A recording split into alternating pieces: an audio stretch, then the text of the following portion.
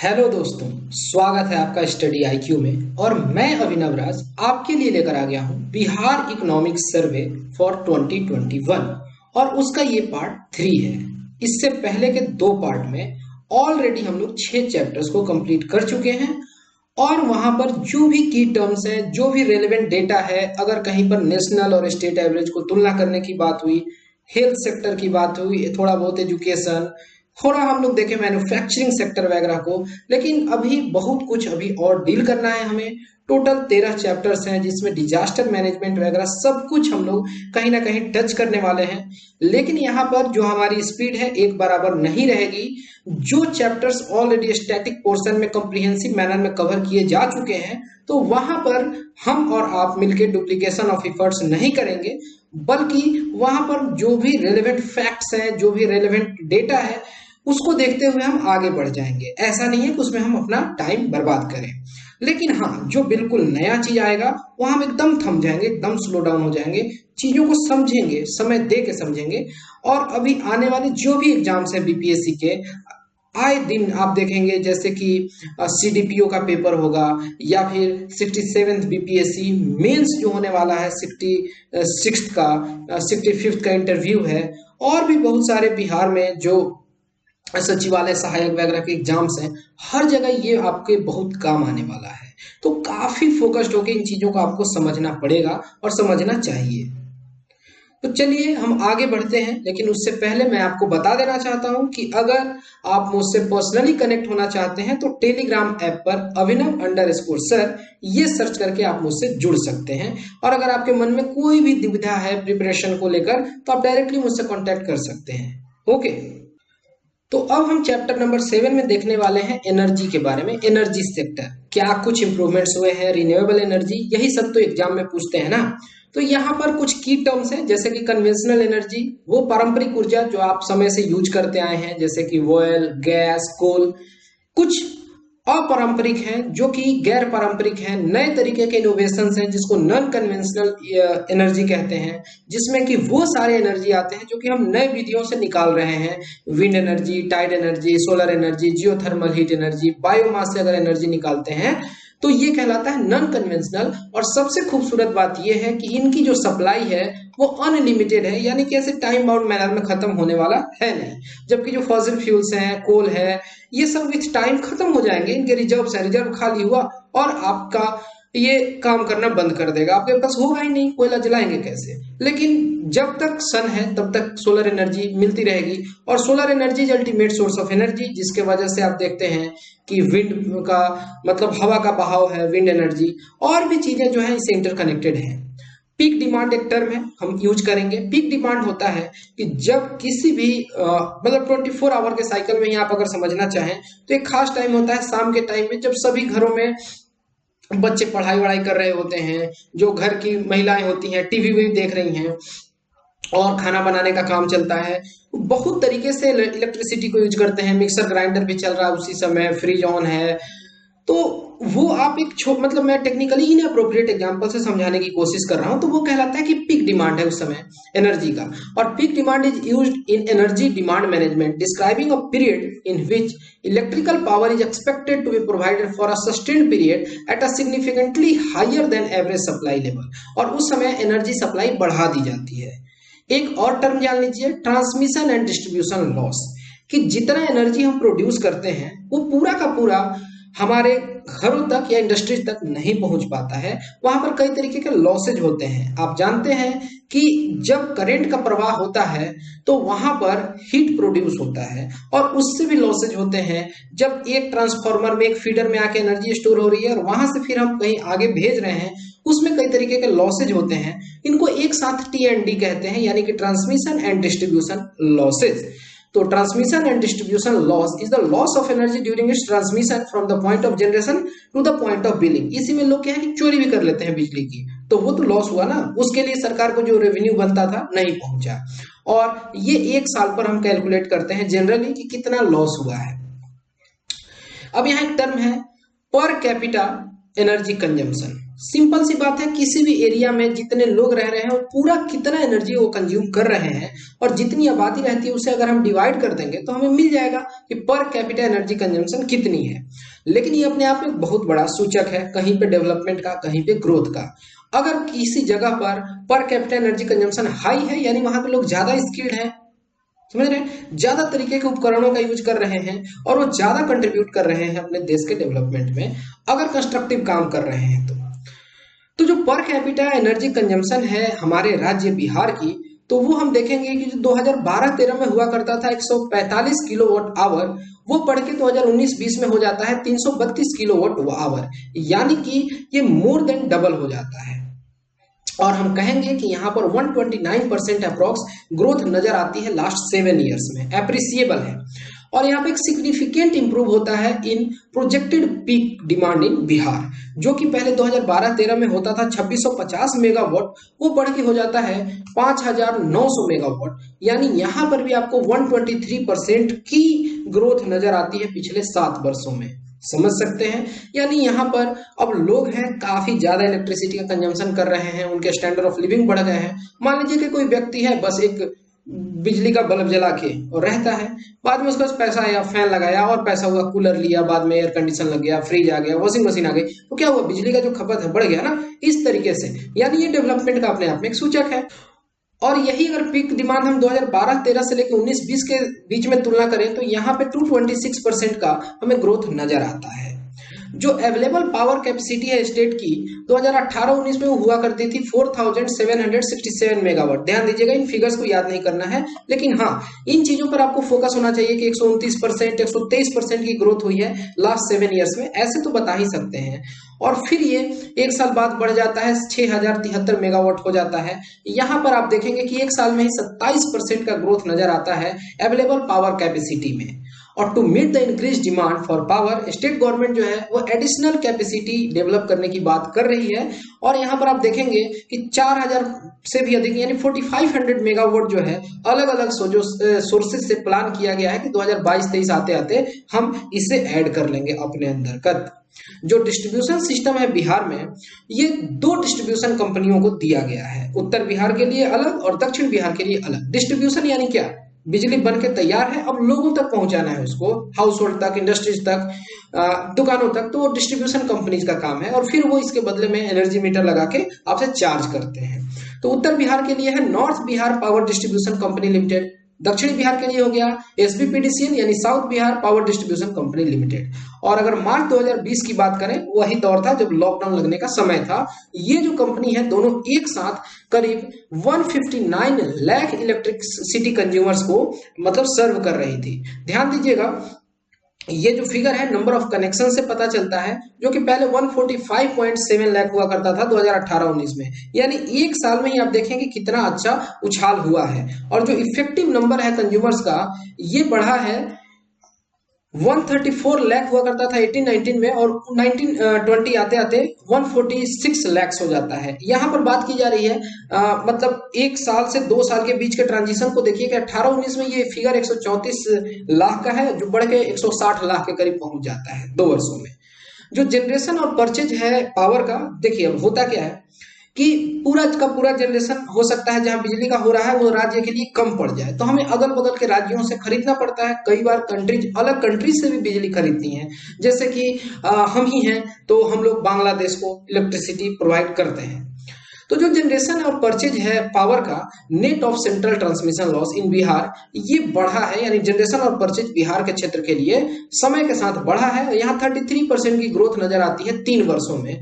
जो 33% की इंक्रीज दिखती है in the sale of the last 3 years, यानी सेल यानी कि बाहरी एजेंसी, सरकार, जो केंद्र सरकार बेच रही है इस तरीके से, तो उससे रेवेन्यू कलेक्शन भी बढ़ा है। और जो कॉस्ट कवरेज है वो करीब रहा 86.5%, जो कि 2019-20 में थोड़ा और कम हो गया, यानी कॉस्ट कवरेज जो है वो 86% का ही हो पा रहा है। 100% का कॉस्ट कवरेज अभी भी नहीं है, यानी अभी बिजली वगैरह के लीकेजेज है, चोरी है, उस पर रोकथाम करने की जरूरत है और सही ढंग से अभी बिलिंग करने की आवश्यकता है विथ टाइम।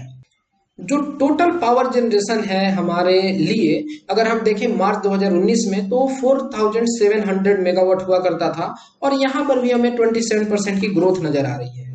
आप ट्रेंड को समझिए, आपको पता चलेगा कि विथ टाइम बहुत ज्यादा इस सेक्टर में ग्रोथ हुआ है, उछाल आया है। ध्यान दीजिएगा कि जो ग्रोथ रेट है coal based thermal power plant में वो 21% का रहा, और हाइड्रो पावर में 50% का रहा, और रिन्यूएबल एनर्जी सेक्टर में 58% का रहा। मैं आपसे इन फिगर्स को याद करने के लिए नहीं कह रहा हूं, लेकिन फिर भी रिन्यूएबल वाला 58% ग्रोथ रेट याद रहना चाहिए। और क्रोनोलॉजी में या कहने डिक्रीजिंग ऑर्डर में अरेंज करना हो तो रिन्यूएबल इसके से कम है हाइड्रो, और सबसे कम कोल बेस्ड पावर प्लांट में ग्रोथ रेट देखने को मिलता है, ये आप कह सकते हैं। लेकिन फिर भी आप ये भी बात याद रखिए कि ये रिन्यूएबल का बैंडविड्थ ही बहुत छोटा है, तो यहाँ अगर छोटी भी ग्रोथ होगी तो बहुत बड़ी नजर आएगी परसेंटेज के टर्म्स में। समझते हैं ना चीजों को। अब देखिए, जो रिसेंट गाइडलाइंस इशू किए गए हैं ministry of new and renewable energy की, जो डिस्कम कंपनीज हैं, जो पावर डिस्ट्रीब्यूशन के लिए कंपनीज बनाई गई हैं, ठीक है, तो यही नोडल एजेंसी की तरह काम करेंगे for implementing solar rooftop project. अब आपको पूरा सेंट्रल गवर्नमेंट का स्कीम याद आ रहा होगा रिन्यूएबल एनर्जी को लेकर, और किस तरीके से हमें 175 मेगावाट एनर्जी जनरेट करना है, और आपको इंटरनेशनल सोलर अलायंस, ये सारा कहानी याद आ रहा होगा। पेरिस क्लाइमेट डील के समय जो बातें हुई थी, और बात हुई कि जो भी शॉपिंग मॉल्स वगैरह हैं या जो घर हैं, हाउस होल्ड हैं, वो रूफटॉप सोलर प्लांट को लगाएं, मतलब यहाँ पर इस तरीके से आप सोलर पैनल्स को लगाएं। और जो ministry of new and renewable energy है, इसने एलोकेट किया है 5 megawatt rooftop capacity for Bihar. अब ये फिगर इंपॉर्टेंट है, क्योंकि जैसे कि मधेपुरा में जो इंजन लोकोमोटिव बनाने की कंपनी है, उसकी कितनी कैपेसिटी है, ऐसा सवाल जब पूछा गया था तो 175 मेगावाट जो रिन्यूएबल एनर्जी की बात की गई है, और उसमें 100 जो है सोलर एनर्जी से, उसका 5 मेगावाट अकेले बिहार से एक्सपेक्ट किया जा रहा है, और ये टारगेट दिया गया है, एलोकेट किया गया है। 3 मेगावाट जो है वो साउथ बिहार के लिए, और 2 मेगावाट नॉर्थ बिहार के लिए। आप वैसे भी याद रख लीजिए 3 + 2 = 5। और अभी तक आप देखें कि 2300 से ज्यादा एप्लीकेशन जो हैं, और ओवरऑल कैपेसिटी सारे एप्लीकेशंस को ऐड कर दिया जाए तो वो 5.37 मेगावाट है, यानी जो गवर्नमेंट के लोकेशंस हैं उससे भी अधिक हैं, वो साउथ बिहार में दिखते हैं। और 4000 से अधिक, यानी जहां पर 2 मेगावाट की बात की गई थी उससे कहीं अधिक एप्लीकेशंस पड़ चुके हैं 6.26 मेगावाट की north Bihar power distribution company limited में। तो इससे पता चलता है कि लोग काफी ज्यादा एक्साइटेड हैं न्यू फॉर्म ऑफ एनर्जी को अपनाने के लिए, सोलर रूफटॉप के लिए। अब यहाँ पर कुछ और टर्म्स हैं या कुछ संस्थाएं हैं जो मिलके बिहार में ओवरऑल बिजली प्रोडक्शन से लेके आपके घर तक पहुंचाने में काम करती है। ये काफी छोटे छोटे लिखे हुए हैं, सारा बहुत पढ़ने का जरूरत है नहीं। अगर मन करे तो आप इस तरीके से अपने पीपीटी को देख भी सकते हैं जूम करके, लेकिन मेरा यहाँ बस यही काम है कि मैं आपको समझा सकूं कि आपके दिमाग में आइडिया रहना चाहिए कि बिहार स्टेट की एक पावर होल्डिंग कंपनी है, ठीक है, और यहाँ पर 4 नए कंपनी जो है इनकॉर्पोरेट किए गए इसके अंतर्गत। एक हो गई Bihar state power generation company, power generate कर रही है। एक हो गई Bihar state power transmission company, जो बिजली बन गई उसको ट्रांसमिट करने, फीडर तक आ जाए, ग्रिड तक आ जाए। और फिर हो गए 2 कंपनी पावर डिस्ट्रीब्यूशन के लिए, एक south Bihar power distribution company limited और एक north Bihar power distribution company limited. तो आपको Bihar state power holding company limited, उसके अंतर्गत 4 कंपनियों को याद रखना है। और it is vested with asset, interest, property, right, liabilities, सब कुछ है जो कि पहले का Bihar state electricity board BSEB का हुआ करता था। और जो ये Bihar state power holding company limited है तो इन्वेस्टमेंट कंपनी है, और ये कोऑर्डिनेट करता है इन चार कंपनियों के साथ, और जो भी इसमें डिस्प्यूट्स वगैरह होता है उन सबको यही सुलझाने का काम करता है। तो अब आपके दिमाग में आ गया, अब आपको थोड़ा सा इस तरीके से Bihar state power generation company, transmission, ये सब थोड़ा आइडिया रहना चाहिए।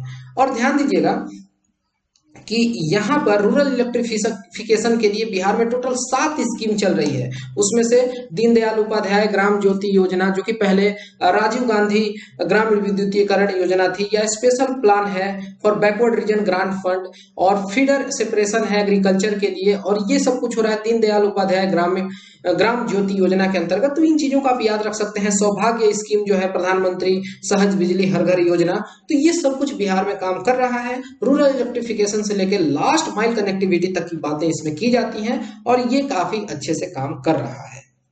अब यहाँ पर आपको एक चार्ट नजर आ रहा है और बताया गया है कि एग्जिस्टिंग जनरेशन कैपेसिटी कितनी है।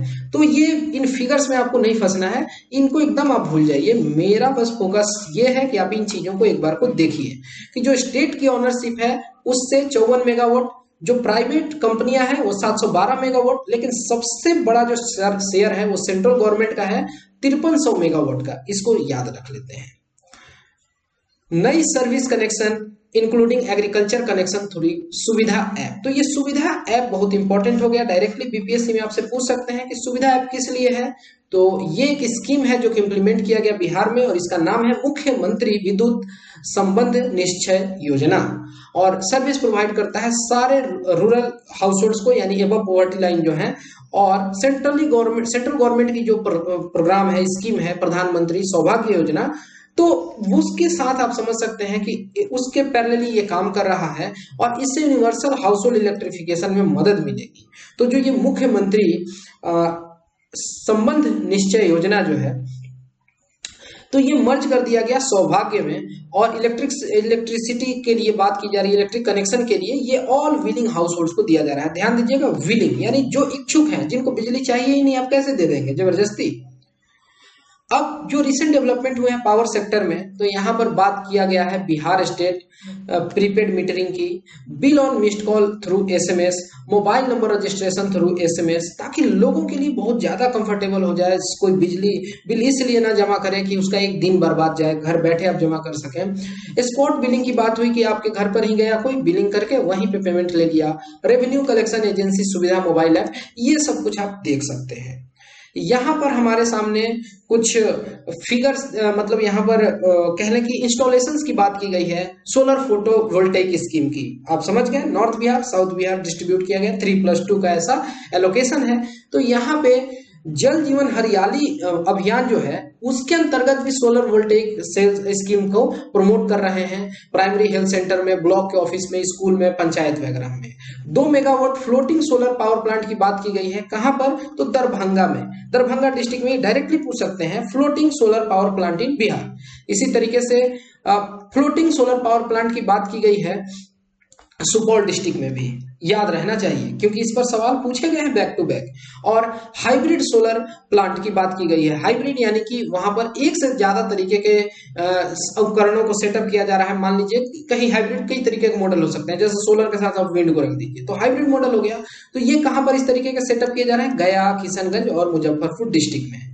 अब जो ब्यूरो ऑफ एनर्जी इफिशियंसी है, इसके कुछ स्पॉन्सर्ड स्कीम्स हैं जिसमें कि एनर्जी इफिशियंसी लाई जाए। गवर्नमेंट स्कूलों में वेबिनार किया जाए, यानी कि वेब सेमिनार किया जाए इन चीजों को लेकर, अवेयरनेस को लेकर कि किस तरीके से लॉस को रोका जा सकता है, और भी बहुत चीजों को लेकर। तो इन बातों का भी आपको थोड़ा ध्यान होना चाहिए।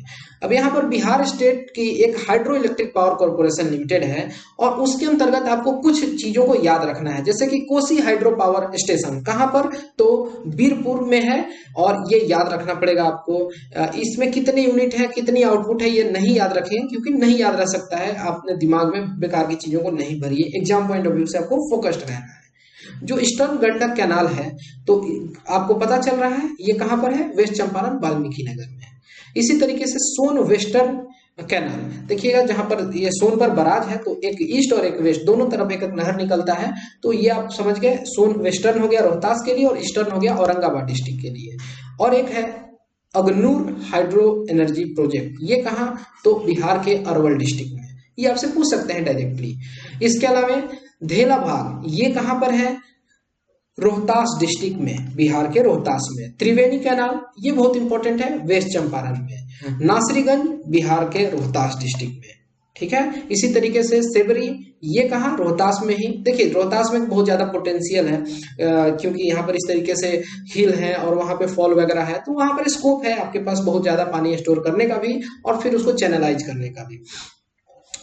तो और यहाँ पर जयनगर है, ये जयनागरा है, ठीक है, जयनगर नहीं है, ये रोहतास में है। और सिरखिंडा, ये कहाँ? तो ये भी रोहतास में है।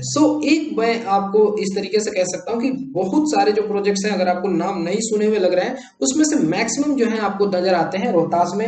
एक दो अरवल में भी है, जैसे कि बेलसर हो गया, ये अरवल डिस्ट्रिक्ट में है। और अरवल में एक और आया हुआ था अगनूर, इसकी बात आई थी। ठीक है, तो चीजों को याद रख लीजिए इस तरीके से।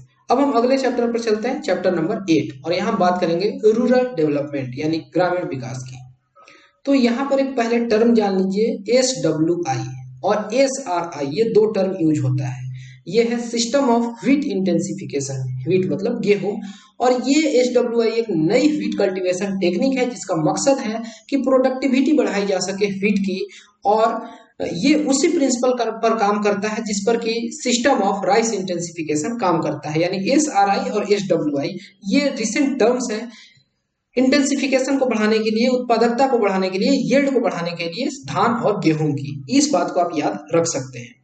अब यहाँ पर आप एक मिशन देखिए जिसका नाम है बिहार लाइवलीहुड मिशन, जिसको जीविका भी कहते हैं, और ये लगातार काम कर रहा है रूरल डेवलपमेंट के लिए। आपसे पूछ सकते हैं कि जीविका किस क्षेत्र में काम कर रहा है, और यहाँ पर बहुत सारे सेल्फ हेल्प ग्रुप्स बनाए गए हैं और उनकी टोटल संख्या 10 लाख से भी कहीं अधिक है, जो कि 2015-16 में 4,70,000 हुआ करती थी। और ये जो सेल्फ हेल्प ग्रुप्स हैं इनको क्रेडिट दिया जाता है, यानी ऋण में पैसा दिया जाता है, ठीक है। और ये समय के साथ आप देखेंगे कि इसमें काफी ग्रोथ हो रहा है। जो 2015-16 में इनको मात्र 1.30 हजार करोड़ का क्रेडिट मिला था, वो बढ़ के 13,000 करोड़ का हो जाता है 4-5 सालों में। महात्मा गांधी से रिलेटेड जो मनरेगा स्कीम है, इसका इम्प्लीमेंटेशन बिहार में है, और इसमें बहुत अच्छा काम हुआ है रूरल एम्प्लॉयमेंट को जनरेट करने में। टोटल अगर जॉब कार्ड देखें तो ये इशू हुए हैं 169 लाख के करीब। जो टोटल एम्प्लॉयमेंट जनरेशन की अगर बात करें तो ये मैन डेज में होता है, क्योंकि आप जानते हैं कि एक व्यक्ति को 100 दिन का रोजगार जो है वो पक्का किया जाता है, तय किया जाता है। इस तरीके से 668 लाख पर्सन डेज जो है वो क्रिएट किए गए। अब हम यहाँ पर बात कर लेते हैं प्रधानमंत्री आवास योजना ग्रामीण क्षेत्र के लिए, और ये एक बहुत इंपॉर्टेंट स्कीम है जिससे कि ग्रामीण क्षेत्र के लोगों को हाउसिंग फैसिलिटी मिलती है, गरीब लोगों को। और 2019-20 में 4.2 लाख घर जो है वो बन के तैयार हुए। इसके लिए 8200 करोड़ से ज्यादा रुपया खर्च किया गया, और इसमें भी आप ग्रोथ देखते हैं विथ टाइम। और जो भी कंटिन्यूएशन चल रहा है अर्लियर ट्रेंड का, पब्लिक डिस्ट्रीब्यूशन सिस्टम PDS, जो कहते हैं कि राशन, जहां पर कि लोगों को सस्ते दाम पर अनाज और चीनी ये सब मुहैया कराया जाता है। तो यहाँ पर देखते हैं कि 85% रूरल हाउस होल्ड्स को ये कवर करता है, और शहरी क्षेत्र में 75% अर्बन हाउस होल्ड्स को। और जो लिफ्टिंग ऑफ फूड ग्रेन्स है PDS में, ये मोर देन 95% रही, और ये हम देखें कि हाईएस्ट 99.8% भी रही है। जो पंचायती राज इंस्टीट्यूशंस हैं वो वैल्यूएबल सर्विस दे रहे हैं रूरल डेवलपमेंट में, और एजुकेशन के क्षेत्र में या फिर मनरेगा के इम्प्लीमेंटेशन में और रूरल इंफ्रा में हर जगह, यानी गली नली ये सब बनाने का जो काम है। आपसे पूछ सकते हैं कि पंचायती राज इंस्टीट्यूशन के तहत क्या इम्प्लीमेंटेशन ऑफ मनरेगा होता है, तो बिल्कुल ठीक है। अब इसमें भी 3 लेवल है, एक ग्राम पंचायत लेवल, एक आप देखते हैं ब्लॉक वगैरह, और एक मतलब कि जिला परिषद के लेवल पर। तो यहाँ पर एक्सपेंडिचर वगैरह का डेटा दिया गया है। स्वच्छ भारत अभियान तो आप जानते हैं, लेकिन एक बिहार के लिए इंपॉर्टेंट स्कीम है रूरल बिहार के लिए, वो है लोहिया स्वच्छ बिहार अभियान, राम मनोहर लोहिया साहब के नाम पे। और अभी के लिए 96% ऑफ द विलेज जो है वो खुले में शौच मुक्त हो चुके हैं, ओपन डेफिकेशन फ्री हो चुके हैं। बजट में बात की गई थी कि 100% डिस्ट्रिक्ट जो है वो ODF फ्री हो चुके हैं, यानी ODF हो चुके हैं। रूरबन यानी रूरल और अर्बन एरिया का जो अमलगमेशन है, तो रूरबन एरिया है यानी कि जो ग्रामीण क्षेत्र है उनमें शहरीकरण हो, तेजी से हो। और ये एक इनिशिएटिव है सेंट्रल गवर्नमेंट का कि अर्बन फैसिलिटी पहुंचाए जाए क्लस्टर ऑफ विलेजेज को, जहां पर 25 से 50 हजार की आबादी रहती है। तो बिहार में ऐसे टोटल 11 क्लस्टर जो हैं 11 आइडेंटिफाई किए गए हैं, और उन पर अच्छा खासा खर्च हो रहा है। अभी बहुत कुछ आगे करने की जरूरत भी है। यहाँ पर हम देखते हैं 7 निश्चय पार्ट 2, और वहां स्वच्छ गांव समृद्धि गांव, समृद्ध गांव, स्वच्छ गांव समृद्ध गांव स्कीम है, और इसके अंतर्गत 2-3 जो इंपॉर्टेंट काम किया जा रहा है, तो वहां पर इंस्टॉलेशन किया जाए सोलर स्ट्रीट लाइट का। दूसरा हो गया solid and liquid waste management, और तीसरा है development of animal and fishery resources. तो इन चीजों को आप पॉज करके पढ़ सकते हैं। और अब हम चलते हैं चैप्टर नंबर 9 यानी कि अर्बन डेवलपमेंट। रूरल डेवलपमेंट के बाद अर्बन डेवलपमेंट को देखते हैं। तो बिहार में जो रेट ऑफ अर्बनाइजेशन है वो काफी स्लो है। अगर पूरे आबादी की बात करें तो मात्र 11.3% बिहार की आबादी जो है वो शहरी क्षेत्रों में वास करती है और 89% आबादी जो है वो ग्रामीण क्षेत्र में रहती है। यहाँ पर रेट ऑफ अर्बनाइजेशन बहुत स्लो है। 109 न्यू नोटिफाइड एरिया काउंसिल जो है वो सेटअप किए गए हैं, 8 नए म्युनिसिपल काउंसिल्स, और अभी के लिए देखें 32 ओल्ड नोटिफाइड एरिया जो हैं उनको अपग्रेड करके म्युनिसिपल काउंसिल बनाया गया है, जबकि 5 ओल्ड म्युनिसिपल काउंसिल्स हैं उनको म्युनिसिपल कॉर्पोरेशन बनाया गया है। ये फिगर याद नहीं रखना है, लेकिन हाँ जो एरिया जुरिस्डिक्शन है 12 म्युनिसिपैलिटीज का एक्सपेंड वगैरह किया गया है।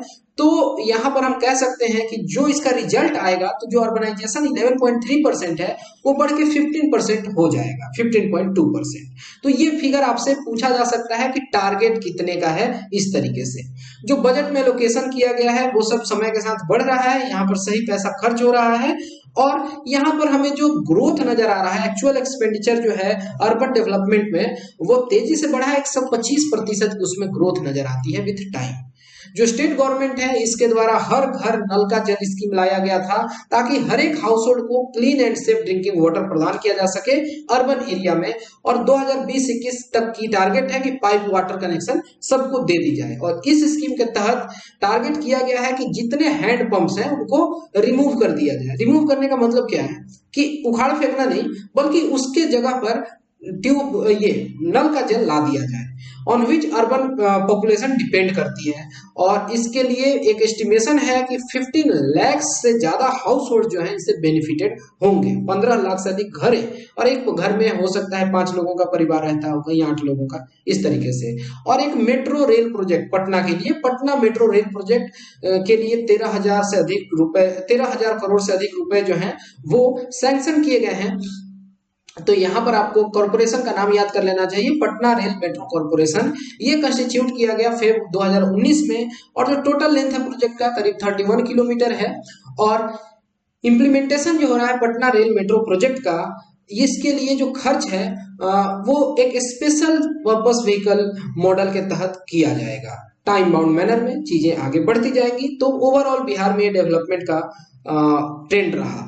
चैप्टर नंबर 10 जहां पर बैंकिंग एंड अलाइड सेक्टर्स की बात की गई है, तो इसमें देख लीजिए कि 2019-20 का जो दौर है तो यहाँ पे ब्रांच जो है देख लें कि number of branches added in state of major banks तो वो 117 रहा, यानी कि बहुत ज्यादा ब्रांचेज का एक्सपेंशन नहीं हुआ। लेकिन हाँ यहाँ पर जो टोटल ब्रांचेज बने हैं उसमें प्राइवेट सेक्टर बैंक का कंट्रीब्यूशन ज्यादा रहा है और प्राइवेट सेक्टर में 110 ब्रांच खुले हैं 177 में से। जो पब्लिक सेक्टर है इसमें स्टेट बैंक ऑफ इंडिया सबसे ज्यादा ब्रांच खोला है और स्मॉल फाइनेंस बैंक और जो पेमेंट बैंक हैं इनके 19 ब्रांच खुले हैं।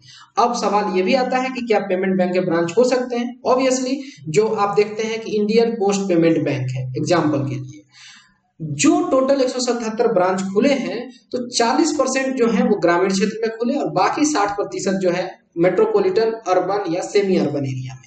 तो ये 40% जो है ये फिगर आप एक बार को दिमाग में रख सकते हैं। वैसे जब बात हम प्रायोरिटी सेक्टर लेंडिंग की करते हैं, वित्तीय समावेशन, फाइनेंशियल इंक्लूजन की करते हैं, तो वहां पर बैंकों पर इस तरीके के नियम कायदे बनाए गए हैं कि आप जितने ब्रांचेज खोलेंगे उसका कुछ खास परसेंट आपको ग्रामीण क्षेत्र में खोलना पड़ेगा, जितने एटीएम लगाएंगे उसका खास प्रतिशत ग्रामीण क्षेत्र में लगाना पड़ेगा, ताकि वहां पर भी सही ढंग से वित्तीय समावेशन हो सके, फाइनेंशियल इंक्लूजन हो सके।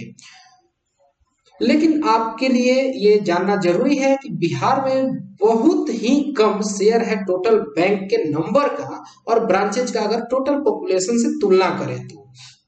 अगर जो भी बिहार के पैरेलल स्टेट्स हैं वहां पर लोगों के हिसाब से बैंकिंग सर्विसेज जो है वो बेहतर है, बिहार में उतनी अच्छी नहीं है। यहाँ बहुत अधिक अभी अपग्रेडेशन की जरूरत है। जो डिपॉजिट है मतलब कि शेड्यूल्ड कमर्शियल बैंक्स में उसमें बढ़ोतरी हुई है ग्रोथ का रेट 6.3% रहा है, और एक्सपेंड किया है क्रेडिट जो लोन में घुमाते हैं वहां पर भी 12.8% का ग्रोथ है, यानी लोग ज्यादा से ज्यादा इंस्टीट्यूशनल लोन ले रहे हैं।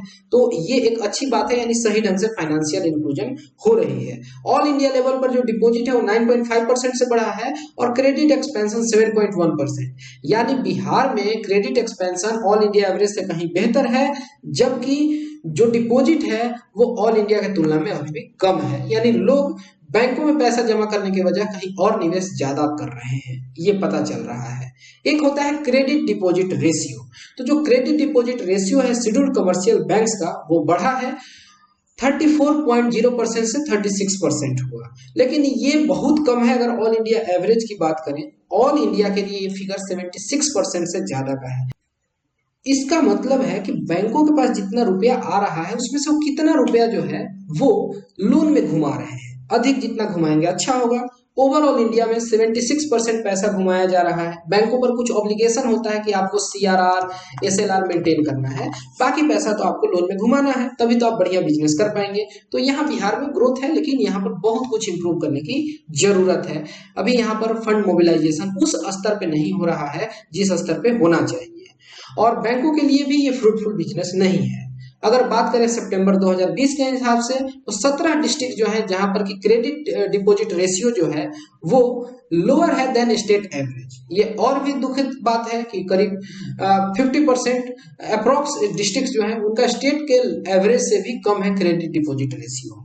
None of districts have credit ratio greater than all India, यानी एक भी ऐसा डिस्ट्रिक्ट नहीं है। पूर्णिया में सबसे ज्यादा क्रेडिट डिपॉजिट रेशियो है 75.1% का, और आप देखिए ओवरऑल इंडिया के लिए क्या है एवरेज 76%। तो ये पूछा जा सकता है कि बिहार के किस डिस्ट्रिक्ट का क्रेडिट डिपॉजिट रेशियो सबसे बढ़िया है। 75% पूर्णिया का है, और सबसे कम है मुंगेर का, मात्र 26% या 25.9%। किशनगंज में क्रेडिट डिपॉजिट रेशियो 60.6% का है, जो कि सेकंड पोजीशन पर है। सबसे जो पिछड़े राज्य हो गए वो हो गए मुंगेर, सारण, भोजपुर और अरवल, यहाँ पर 30% के करीब है। दुखद है। बैंकों ने अपना एनुअल क्रेडिट प्लान जो है वो इंक्रीज किया है, बढ़ाया है कि हम ज्यादा पैसा जो है वो हम लोन में घुमाएंगे, बट द अचीवमेंट परसेंटेज है स्ट्रिक्टली ड्रॉप फ्रॉम 90% टू 72%। तो यहाँ पर अभी उस तरीके से अचीवमेंट्स नहीं हो पा रहे हैं। और जो यहाँ पे एनुअल क्रेडिट प्लान है नॉन प्रायोरिटी सेक्टर के लिए, प्रायोरिटी सेक्टर तो आप समझते हैं कि सरकार की तरफ से कुछ 8 ब्लॉक्स बना दिए गए हैं कि किसानों को, स्टूडेंट को, जो शेड्यूल कास्ट हैं, शेड्यूल ट्राइब हैं, महिलाएं हैं, माइक्रो स्मॉल मीडियम इंटरप्राइजेज हैं, कि ट्राइबल्स हैं, कि इनको लोन मिलना ही चाहिए, प्रायोरिटी बेसिस पर मिलना चाहिए। नहीं तो क्या होगा कि सारे बैंक के पैसे जो हैं वो रसूख वाले लोगों के पास पहुंच जाएंगे, और समाज का ये जो तबका है इसका कभी बरकत ही नहीं हो पाएगा। इन चीजों को देखते हुए प्रायोरिटी सेक्टर लेंडिंग का हिसाब लाया गया RBI की तरफ से। ये जो शेड्यूल कमर्शियल बैंक है अपने पूरे पैसा का 40%, और जो वैसे बैंक है रीजनल रूरल बैंक्स वगैरह 75% जो रुपया है वो प्रायोरिटी सेक्टर को देंगे। तो नॉन प्रायोरिटी सेक्टर यानी इनको छोड़ के, तो जो एनुअल क्रेडिट प्लान है हम देख रहे हैं कि प्रायोरिटी सेक्टर से बेहतर है नॉन प्रायोरिटी सेक्टर का, यानी कि प्रायोरिटी सेक्टर में ही लोन में पैसा नहीं जा रहा है। प्रायोरिटाइज सेक्टर जो है वहां के लोग अभी भी इंस्टीट्यूशनलाइज नहीं हुए हैं, उतना ज्यादा फॉर्मल बैंकिंग नेटवर्क से नहीं जुड़े हैं। ये सब आप बातें बता सकते हैं जब आप वित्तीय समावेशन के बारे में डिस्कस करें कहीं पे। जो टोटल किसान क्रेडिट कार्ड जो है वो अगर हम देखें 2019-20 में तो 1,66,000 से भी ज्यादा इशू किए गए, जो कि 2018-19 की तुलना में कम है, क्योंकि 2018-19 में 2,20,000 किसान क्रेडिट कार्ड इशू किए गए थे। अब जो ये किसान क्रेडिट कार्ड इशू किए गए उसमें आप देखें कि मैक्सिमम जो है मेजोरिटी है वो कमर्शियल बैंक्स के द्वारा दिया गया। बहुत कम कार्ड है 32,000 करीब जो कि रीजनल रूरल बैंक्स, और मात्र 1.2% है जो कि CCB जो बैंक्स हैं, कमर्शियल जो बैंक्स हैं उनके द्वारा दिया गया। तो ओवर द ईयर जो अचीवमेंट परसेंटेज है वहां पर कमी आ रही है, ये हम देख पा रहे हैं, ये दुखद है। जो नॉन परफॉर्मिंग एसेट का समस्या है NPA, ये पूरे देश में है और बिहार में भी है, और ये है 14.9% ऑफ टोटल एडवांस, यानी जितना पैसा लोन में बैंक घुमा रहे हैं उसका करीब 15% जो है वो NPA बन चुका है। और ये फिगर जो है मार्च 2019 से ग्रेव है। मार्च 2019 में करीब 11% यानी 10.9% एनपीए था, जो कि बढ़ के 4% उसमें बढ़ोतरी हो जाती है। अगर हम बात करें कि बिहार में सबसे ज्यादा एनपीए कौन बैंक बना रहे हैं, तो जो रीजनल रूरल बैंक्स हैं वो सबसे ज्यादा 36% एनपीए बना रहे हैं, और इसके बाद कोऑपरेटिव्स में भी एनपीए बन रहा है। कमर्शियल बैंक जो होते हैं, यहाँ पर जो एनपीए है वो 8.2% रही, और इसके पिछले साल 7.2% थी। यानी यहाँ पर एनपीए समय के साथ बढ़ रहा है, आप देख पा रहे हैं। जो टारगेट है मुद्रा लोन का बिहार के लिए वो बढ़ा दिया गया, जो कि पहले 4000 करोड़ के इर्द गिर्द था, वो 9500 करोड़ हो जाता है। और यहाँ पर इससे ज्यादा लोगों को लाभान्वित होगा, नई नौकरियां खड़ी होंगी। और जो अचीवमेंट परसेंटेज है वो हाईएस्ट कहाँ रहा, तो सबसे छोटे वाले कैटेगरी में, शिशु कैटेगरी में रहा 99%। ओके, अब आपके सामने दो चार्ट बने हुए हैं। यहाँ कंपेयर किया गया है कि जो नए बैंक्स खुले हैं, जो ऑफिसें खुली हैं, किस क्षेत्र में कितना। तो 18-19 में सेमी अर्बन क्षेत्र में 42% खुले थे, और 19-20 में 24%। ग्रामीण क्षेत्र में पहले 30% खुले थे, 40% हो गए। मेट्रोपॉलिटन में 7% न्यू ब्रांचेज, अभी के लिए 13%, और अर्बन एरिया में 21%, तो अभी के लिए 23। आपसे पूछ सकते हैं कि कहाँ पर सबसे ज्यादा ब्रांचेज खुल रहे हैं, तो आप बता सकते हैं कि रूरल एरिया में, followed by semi urban area, then urban area, और सबसे कम मेट्रोपॉलिटन एरिया में। यानी वित्तीय समावेशन पर जो सबसे निचला स्टेटस है सोसाइटी का, जो सबसे जहां पर कमजोर तबका रह रहा है, उनको चैनलाइज किया जाए, इस पर सरकार का फोकस है, ये पता चलता है। यहाँ पर हम देख पा रहे हैं कि पॉइंट ऑफ सेल मशीन जो है वो कहाँ पर ज्यादा यूज की जा रही हैं, पीओएस मशीनें। तो प्राइवेट सेक्टर बैंक 57% और पब्लिक सेक्टर में 43%। यहाँ पर हमारा ये बैंकिंग वाला चैप्टर भी कंप्लीट हो जाता है, यानी कि चैप्टर नंबर 10 तक हम फिनिश कर चुके हैं। जब हम आगे मिलेंगे तो चैप्टर नंबर 11 से शुरू करेंगे। मैं उम्मीद करता हूँ कि इस टॉपिक में आपके मन में कोई डाउट नहीं बचा होगा, लेकिन फिर भी कोई भी दुविधा है तो आप बेहिचक इन नंबर्स पर कॉन्टैक्ट कर सकते हैं, या डायरेक्टली मुझसे टेलीग्राम पर जुड़ के मुझसे सवाल पूछ सकते हैं। तो फिलहाल इस वीडियो में इतना ही। Thanks for watching and have a great day.